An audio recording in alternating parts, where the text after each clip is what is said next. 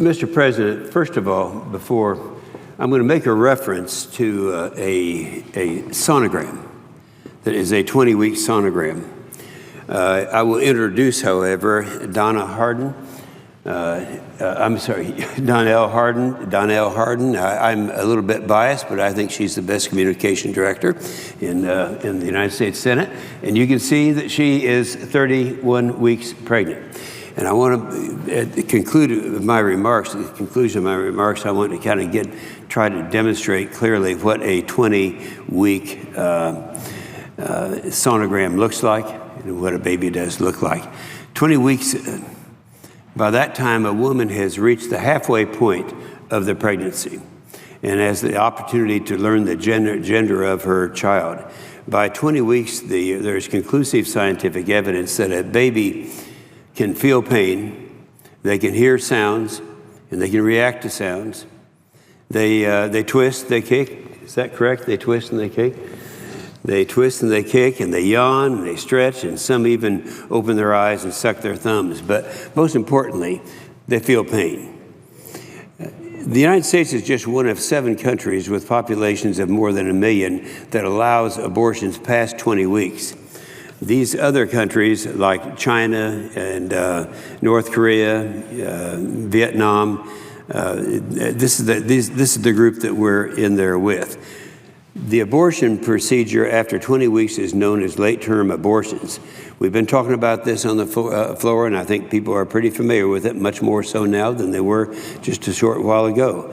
It's a very unpleasant, it's very shocking. During the procedure, the baby is rotated, and the forceps are used to pull the baby's legs, arms, and shoulders through the birth canal. Once this is done, because the head is too large to be used at that point, an incision is made at the base of the baby's skull to allow a suction catheter to be inserted and remove the cerebral material, that's the brains, collapsing the skull and allowing the baby to be completely removed.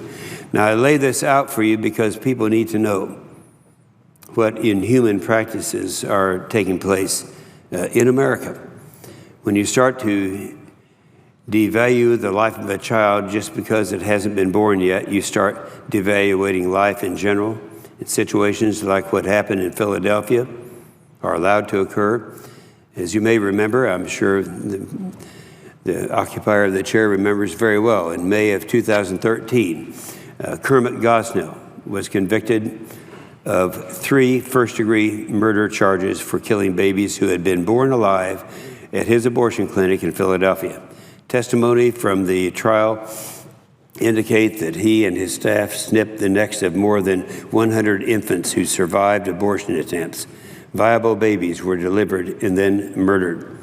Furthermore, Gosnell endangered the health and lives of the women who came to his clinic by reusing disposable medical equipment, performing procedures in unsanitary conditions with unsanitary instruments, overdosing them, and causing serious injuries to their bodies.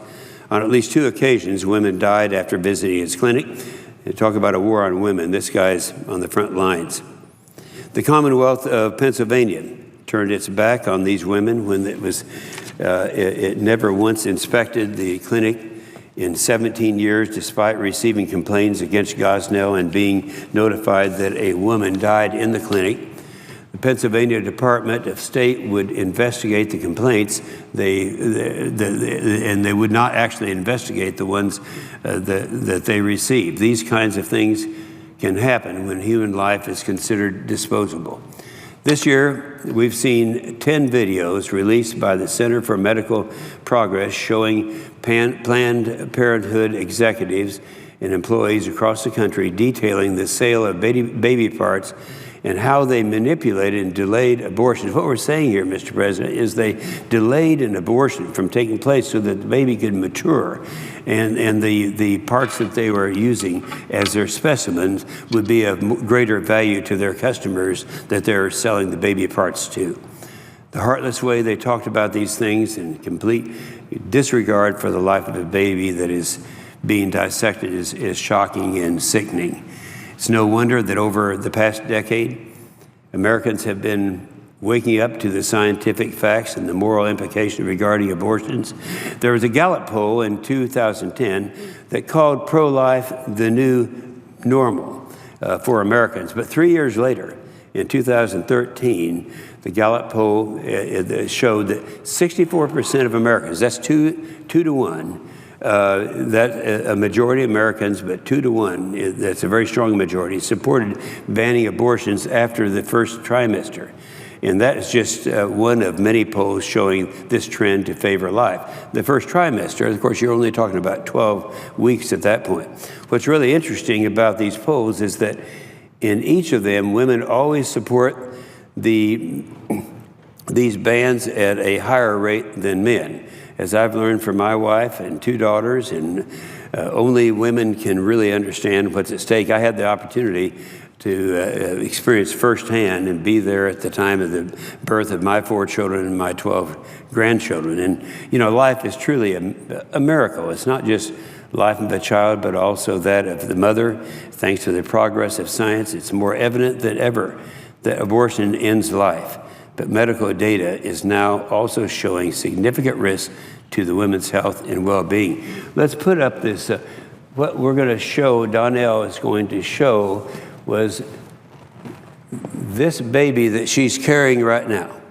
This was at 20, was this actually? 20 weeks. 20 weeks. At 20 weeks, you can see what all the details of the baby. And I'd like to have you point out the ear of the baby, the sonogram shows. It's very, very clear.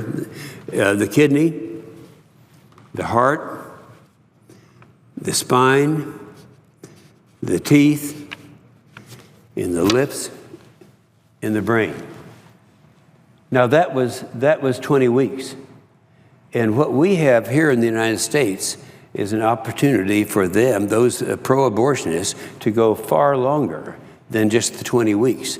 They can go all the way up to, in America, up to the time of birth. All they have to do is show the health of a mother, and this can be done. The Pain-Capable Unborn Child Protection Act would ban these abortions and protect these babies. We have 46 senators signed to the bill. The House has passed their own version. And I think that we have the opportunity to make a major step forward.